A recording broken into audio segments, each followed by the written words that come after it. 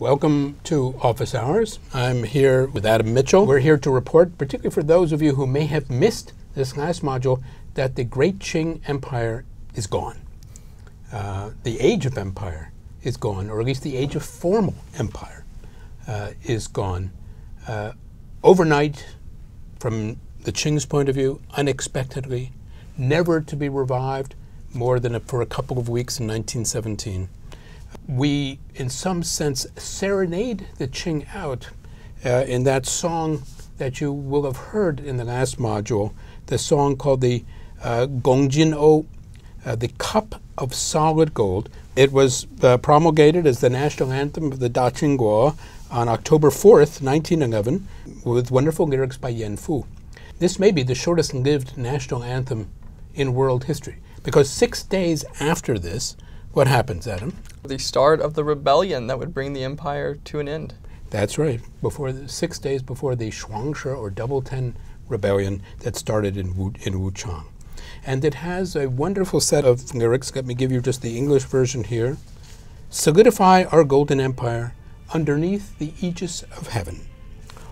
All of civilization will cease to toil, united in happiness and mirth, as long as the Qing rules. Well, that wasn't to be very long. Well, as we get into this, Adam, can you remind people of some of the more bureaucratic issues? If you are planning on taking Part 7 of the course with the intention of earning an Honor Code Certificate of Achievement, you need to receive a score overall of 75% or higher. And if you would like to earn a certificate in the first round of certificates being issued, you must do so by Sunday, October 5th at 5 p.m. Eastern Time. If your intention is to receive a verified certificate of achievement for Part 7, the deadline to complete edX requirements and receive a score of 75 or higher is also Sunday, October 5th. As a reminder, if you are taking the 4 mini-courses on Modern China as a series, you must take each of the 4 Modern China mini-courses for a verified certificate and to successfully complete the entire sequence. Thank you very much. So we asked you to give us some questions that we could have asked you, and you came up with some wonderful questions on the end of empire, and I wanted to read a couple of them that we should try to discuss. And one of them is a very interesting one. Without the input of Cixi, would China have been in a stronger or weaker position at the end of the 19th century? And how would this have impacted 20th century events? What do you think, Adam? It's a good question. I think Cixi actually did a rather good job of holding together the empire. Everything was going wrong, and she was managing to keep the pieces together for the most part. I think historians in China and abroad tend to have a relatively negative view of the Empress Dowager. Uniformly negative. Yes. And I think perhaps that is slightly unfair to some degree. Well, she did keep the empire intact until after her death. And her fundamental mission in life was to preserve the great Qing Empire. By that standard, one can call her a failure posthumously. Mm-hmm. But in any event, it's a record that has been interpreted in various ways by both nationalist and communist historians in a very negative way, by and large. And perhaps it is time for a reinterpretation of the Empress Dowager. The question, of course, is, was she, and surely not, of the standard of the great Qing emperors, of Qianlong, of Kangxi, before that?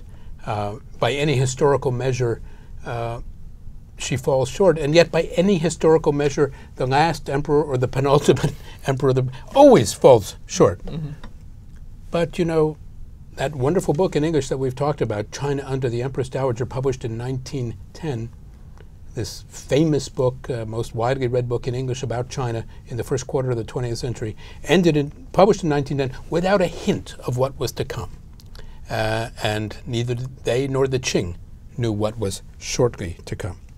One learner writes in, I would have liked to see a more detailed discussion of 2 topics, the 100 Days Reform and the Sino-Japanese War. I think one can talk about the 100 Days Reform and the Guangxu Emperor's effort to truly seize the reins of power and to implement large-scale reforms as a dramatic moment, maybe a moment like some others that will come in the 20th century, where China faced a turning point and at the end of the day failed to turn, or failed to turn in a dramatic way that could have reinvigorated the throne, could have reinvigorated the relationships between the throne and bureaucracy, the throne and reform-minded officials. Very difficult to know counterfactually, but it was a moment of great ambition and great failure. On the Sino-Japanese War, we are at the 120th anniversary of the Sino-Japanese War just in this year, and it is being commemorated, interestingly, more in China than in Japan, where it is not celebrated, but commemorated in China as a heroic sacrifice by the Chinese Navy, really by the Beiyang fleet, against the Japanese, against actually what were not overwhelming odds in military terms.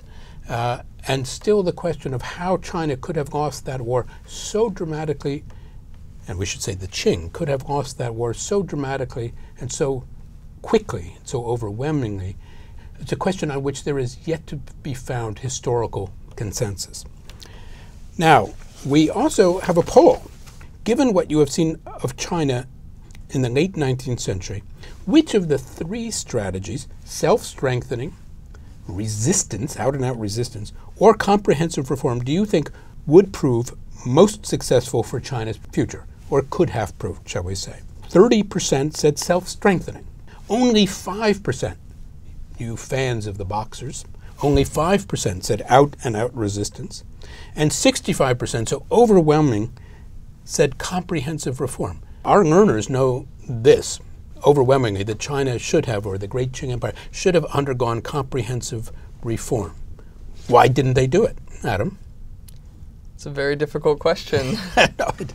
The idea behind self-strengthening, at least, was to adopt the military technology of the West, to partially industrialize, to create a military complex that would be capable of resisting the Western military powers, yet without relinquishing elements of Chineseness. Mm-hmm. So being able to adopt from the West their military power in order to remain Chinese, in some sense.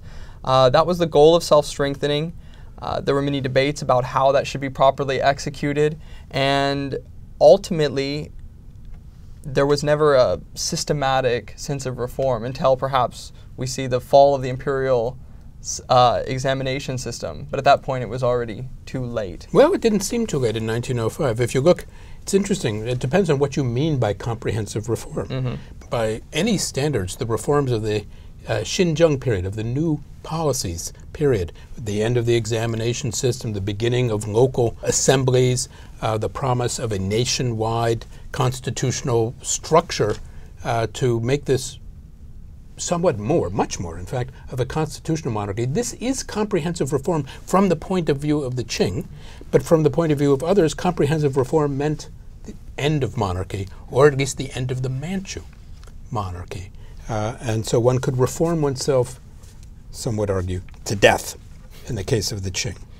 We've given you three readings, one by Zhang Guofan and Li Hongzhang, that's the first one, second by Kang Youwei, and the third by Chu Chengbo. And we asked you to describe the differences in their approach. And you had some very, very interesting responses. F.J. Murray writes that the three approaches can be considered different or different enough, perhaps mainly to do with the fact that asking three different people, and mind you at different times, gives you three different options. The first one, he says, is a people or person-based one, the second institution-based, and third philosophical-based. Zhang Guofan arguing for sending young Chinese abroad, Kang Youwei offering an institution-based approach, and Chu giving an approach that you might call a form of cultural revolution, that is to say, to change the way people think and act as a prerequisite for changing policies. How about Gustan? Gustan writes, the Zhengli proposal was to adopt the technologies but not change the culture or reform the system. The Kong proposal was the most dramatic. It was a wholesale change from top to bottom to restructure the system. The Chu proposal was that the people had to be reformed first, just as copying the systems would not be enough. Basically the same sentiments. You have three different approaches envisioned by these three intellectuals at the time. We have some other interesting responses to these readings. One of them by Peter Jiading says, I wonder about the demographic status of the Chinese population at that time. Europe and America had made advances in literacy and sciences, while China had not yet popularized mass education. These, that is to say, these three approaches to change, are top-down approaches and could be effective to some degree, but they're very elite-centered, is his point. And to make them sustainable, the masses should be educated and encouraged to join in the development of the nation. Is there anything in these three readings about bringing the masses in? In some sense, the Chu reading basically argues that one has to reform the individuals, reform individual mentality and ideology. So I would say in that way. He's talking about people who have the capacity to reform through self-reflection.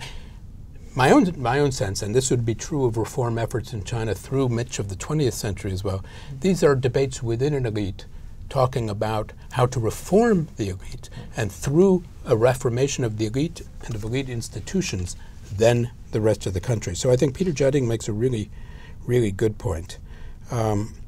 J.S. Blackburn says, the whole idea of sending people abroad to study, terrible idea, fundamentally flawed.